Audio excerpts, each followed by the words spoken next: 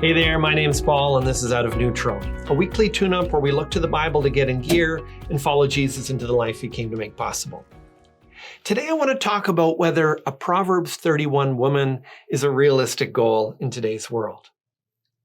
I read of a fitness magazine that polled 1,000 women to find out how much they'd sacrifice to reach their ideal weight. 23% said they'd spend a week in jail. The same number said they'd shave their head. 21% said they'd trade 10 years of their life.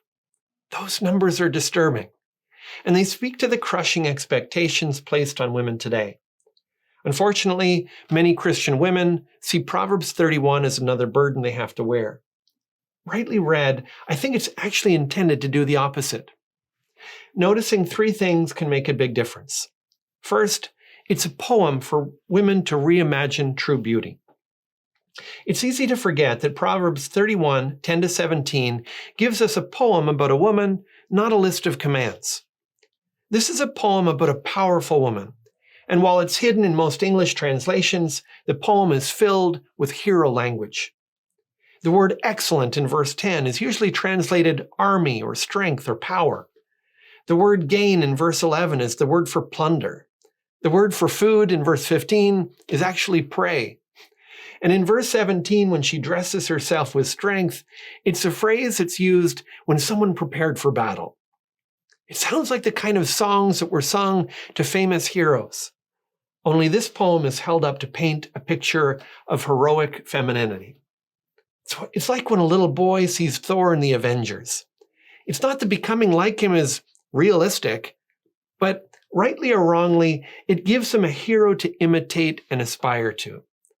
The warrior woman of Proverbs 31 is intended to give women a new and better hero to imitate. Women's heroes today have to crush powerful jobs, get what they want from men sexually, and have bodies that are anatomically impossible, all the while speaking their truth and living their best life now. Proverbs 31 gives a different vision of beauty. It assures women that their devotion to family is beautiful. But contributing financially is beautiful too.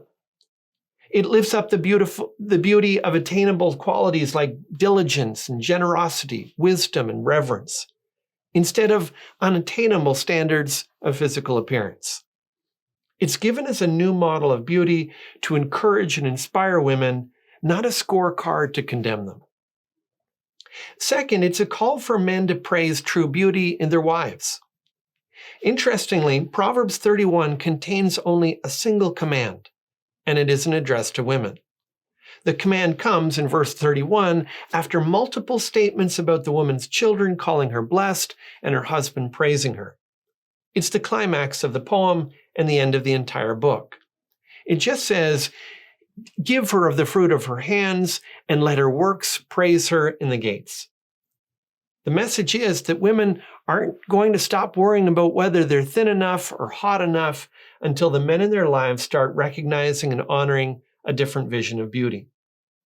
In a world where physical beauty is everything and character, virtue, and faith are undervalued, husbands need to work all the more at noticing and expressing appreciation for their wives' attempts to grow in these qualities. Finally, it's an invitation for young men to seek true beauty in a spouse. I think that most women assume that Proverbs 31 was probably written by a middle-aged man to tell women what he expects of them. If you read the opening words of the chapter, that's almost certainly not the case. There's some debate about whether verse 1 applies to the whole chapter or just the first 9 verses, but I think it's likely that it refers to our poem. It says, "The words of King Lemuel, an oracle that his mother taught him." When I read the passage, I picture a young mother staring down at a young boy, maybe even a baby, and dreaming about how she might change the world.